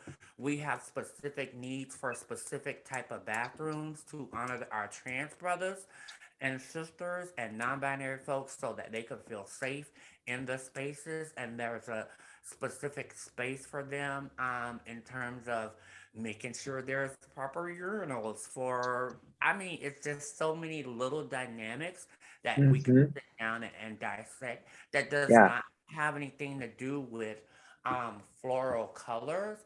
It's just about making sure that there's enough if the environment and the structures and the way things are divided and all those things can um because our communities, y'all all know our communities, and our communities have specific needs, and a lot of it is based on the trauma that we've experienced in our lifetime. Making sure that we have secure windows and the doors feel secure. Our office was just burglarized, and that was just, and I knew that it was gonna I knew this was gonna happen. It was just a matter of time because I knew, but our landlord is a piece of crap, and I hope he's listening. But he's not listening. But our landlord is a piece of crap, and you cannot change the structure of buildings when you're renting them without permission from the landlord. Such an important point. Yeah, and that's been my whole conversation since 2016. Like having ownership, having the opportunity to create our own space, having the opportunity to create a culturally sensitive space. And so it's just, yeah. That's one of the things that I always kind of like to find out when I do my interviews for the radio show. In each episode, I should say, in each episode, we talk about one particular building or space that's important or relevant to the LGBTQ community in Puerto Rico.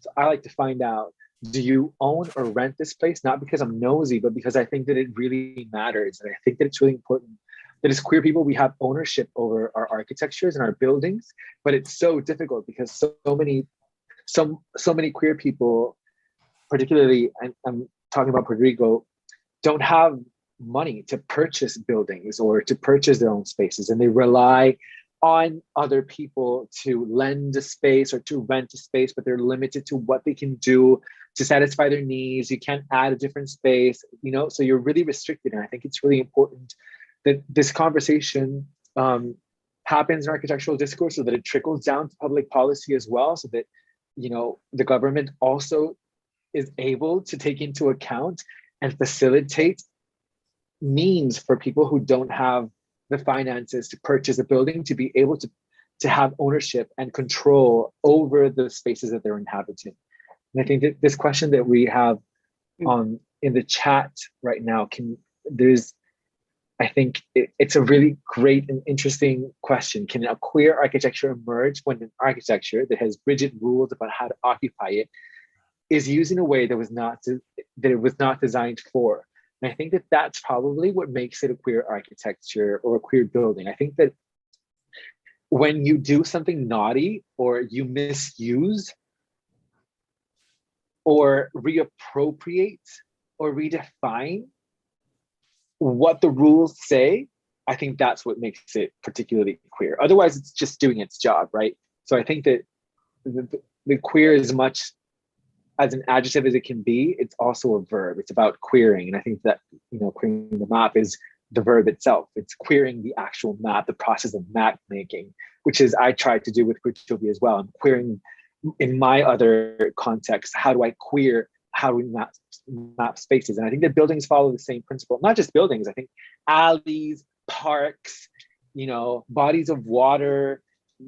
When you misuse them in the way that the government doesn't want you to use them, or the way that your landlord doesn't want you to use them, that's when the queerness kind of unfolds, that weirdness, that thing that kind of blurs the rules and blurs kind of like boundaries. And that's, I think, that when it becomes really exciting. The best stories of buildings are when someone tells you how they used, or a community used it in a way that it wasn't supposed to be used.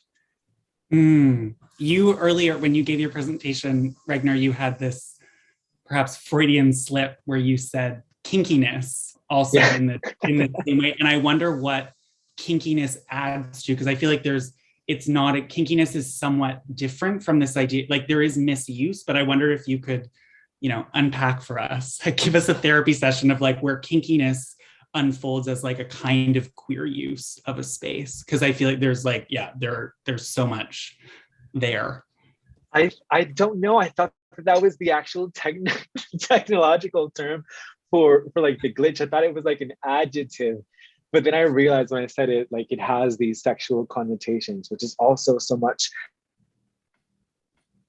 about queerness. But then myself, and I resist also in my work heavily relying on talking about sexuality as a way to talk about queerness, because I think that there's so many other things that we can discuss, and I think that other people do it so well talking about sexuality. But here in Puerto Rico, it becomes kind of like whenever you hear about queerness, it's always about, and when people perform queerness, it's always overly sexual, and it is part of our culture. But I think that I try to gravitate to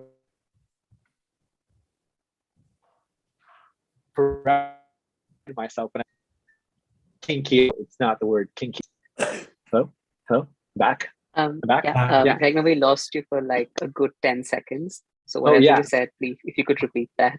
Well, I think that because I was just saying that because I resist focusing on sexuality or like sex in my work, and relying on talking about cruising spaces, and like bathhouses. That's important and makes up kind of like the landscape of queer architecture and queer spaces. But I think that maybe when I corrected myself when I said kinky, it's that me slipping back to, okay, no, let's not talk about just the sexual aspect of queerness, but these other things that are just as important, these other ways of building worlds. Totally. I mean, I feel, Regner, I also am like so invested in thinking about, like, I'm really bored by sexuality, like sex as like the primary, like it's like that. And that's also, I mean, like queering the map as a platform like emerges very much from that feeling of, I'm like, I want emotion and affect and the relationality that unfolds in sexuality and sexual relation. That's not about like fucking kind of thing. Yes. Which is why I'm so interested in this sort of, which then, I mean, there's also been like discourses within queer theory of like, well, where's the sex in queer theory? And I'm like, oh girl, it's been there. Let us do something else for a little bit. Let us talk about our like gay ass feelings.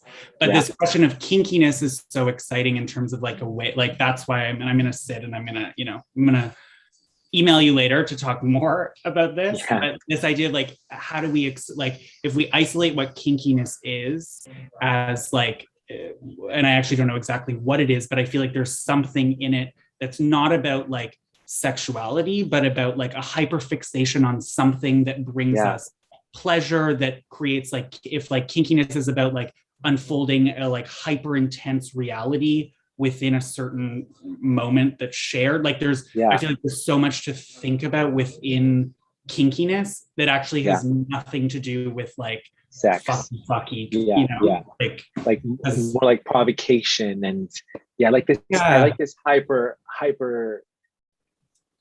world of something intensified. That causes some kind of reaction. Or like a break from the moment. This sort of like, also like dissociation is something that I think about so much, and like dissociation is such a part of what happens in like kinky sexual experiences that I have. It's this like break from the linear unfoldings of time. Mm-hmm. Coming to a very interesting question that we have from Adria. So Lucas, if you could, this is actually very specific to each of you. I have already attached the link to Regner's podcast. Could you please post where the first Laura Berlant quote in your talk is from? And this is the question to Janet I would love to ask to all of you actually.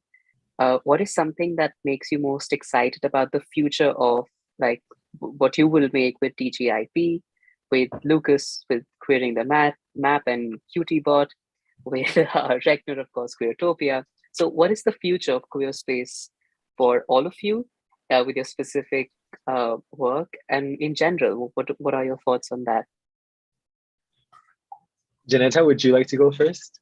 Oh, I will. As I was gonna say, as an ED, but I know that you introduced me as the executive director of TGIJP, but within the past 60 days, I was promoted to the CEO of the organization.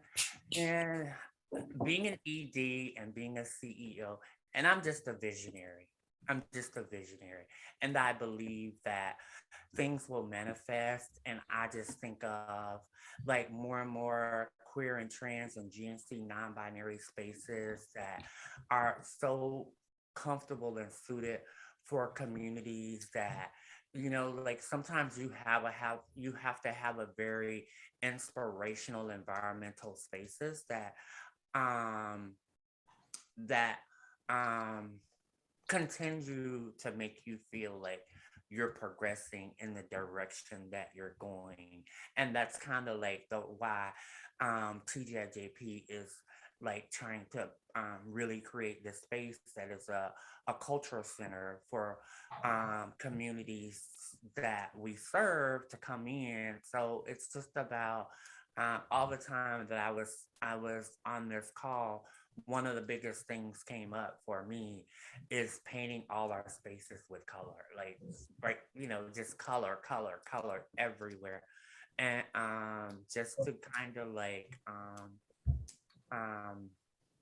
lift us up and make us more interested and make us pay attention to the design and the details and the work that's doing it. And especially if you think about queer and trans and GNC non-binary doing the work, it's like you can see yourself in that work. You know what I'm saying? It's just like if I see you create a beautiful structure or design, I mean, it's gonna lift me up and give me that possibility model that I can, if I can't do that in particular, but I could find my own way of design and happiness and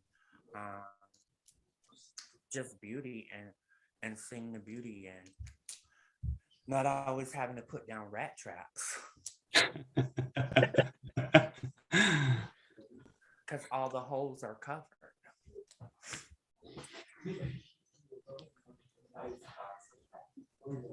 And that's it.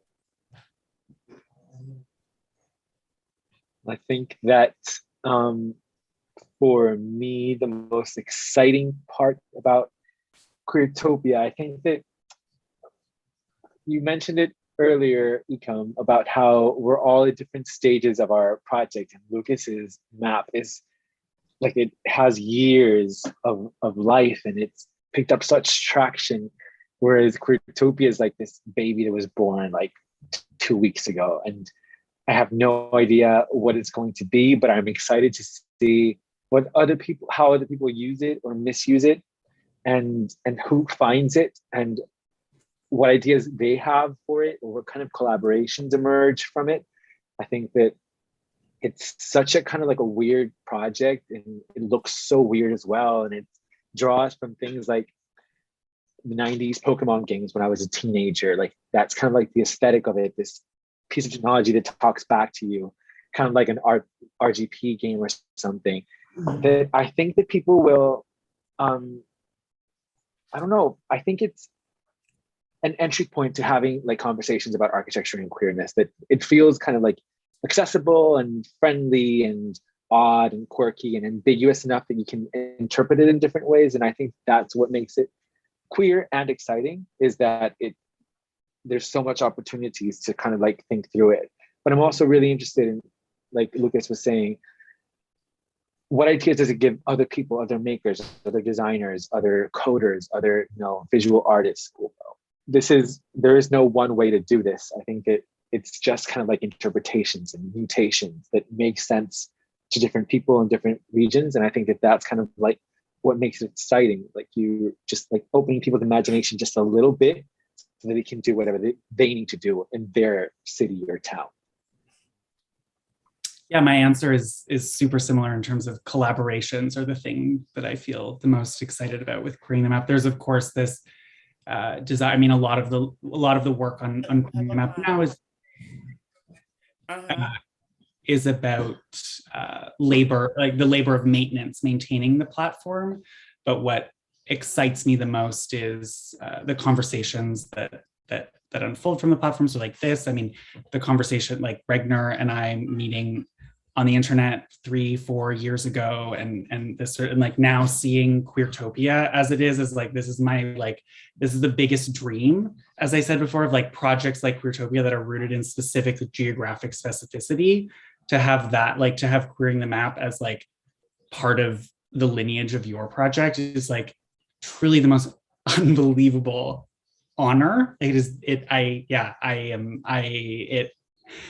means the world.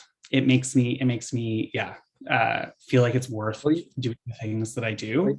Your project gave me so much to think about. And I think I'm also, for those that don't know, Lucas also contributed to the edited book that Sheriff and I put together, and they came to Puerto Rico and they did a workshop and presented here. So we've had many years of kind of like feeding off of each other, then learning about each other's ideas in different forms and settings, and personal, on email, on Zoom, on text. Like I think that, and also reading their work so closely and asking questions when they were writing their chapter, like, Lucas, why do you always take us to Montreal? Why are we always there? And this aspect of not having a search button. And I was like, okay, these ideas are brilliant, and I can take them further in this project and kind of explore them in these other ways, because they totally make sense. And I think that Queertopia couldn't be what it is if I hadn't worked with Lucas in their chapter or seen the project, obviously. Yeah, it's just this is what excites me about anything, is the conversations and the things that unfold from doing anything, putting anything into the world. Well, with that, I would ask all of you for any closing remarks, and also express gratitude from the entire team of Pratt Futures that you all could make it. Any closing remarks that you all may have, or anything you want to share with us in terms of your work, or anything that I can link to later. I just wanted to say thank you all. Y'all have really inspired me. And you know how you already have these things and these ideas and these visions, and sometimes things feel a little bit more impossible. So you put them down for a little while until something happens to kind of motivate you to pick up the inspiration to create and to design, or, figure out stuff. And it just kind of, this whole conversation really kind of awakened me. And and also I wanted to just make a suggestion, is that sometimes it would be great if some of the schools can come in and just make some strong suggestions for various groups, communities, people that are struggling in ways that some people are not. And I know that some of us in this arena are struggling in the same ways that a lot of our constituents, our community members, and other people are struggling. But yeah.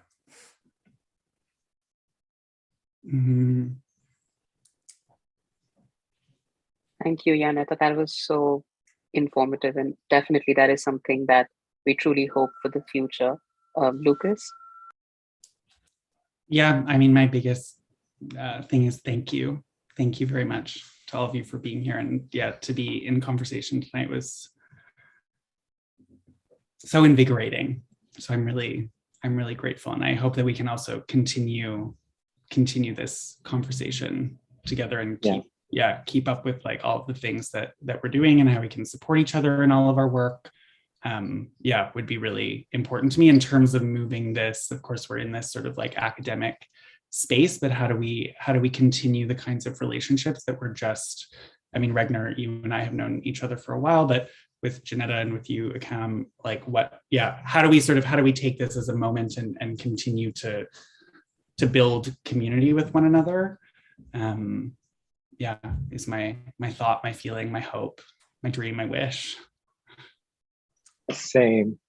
So thank you, Akam, for getting us together, and everybody who's here, who stuck by till the end. I think that from all of us, there will be a lot of things coming up. So maybe just keep in touch. If you have any ideas, send us an email or a DM on Instagram or something. And I think that, like we said, collaborations are the best possible thing we can do. These new networks of kinship and making and imagination from different parts of the world, I think is kind of like the point of why we do this. So thank you so much to all of you. As Regner said, this is why we do this, so that we can build a community. And we're a very interesting and cultural injunction, in history, because we have queer representation everywhere, but there's also such trauma that we are facing with, as Janetta has so well described. In saying that, I would like to express my gratitude on behalf of Pratt School of Architecture and Pratt Futures, for that all of you could make time to talk with us and also engage in such I would want to say just such a queer discussion, because this was something that we always have wanted to do, bring in architects, non-architects, designers, and just talk about the culture that we live in. And thank you to everyone who participated for sending in great questions. And on the YouTube, we have all the links to everyone's work, and also everyone. Eliza just said it's 1 a.m. in the UK. Thank you so much for everyone who attended and everyone who's watching right now. Everyone's work is going to be linked. And thank you so much to all of you. And good night. It's quite late, I believe, for everyone now. Have a great evening, everyone. Bye-bye. Bye, everyone. Thank you so much. Thank you.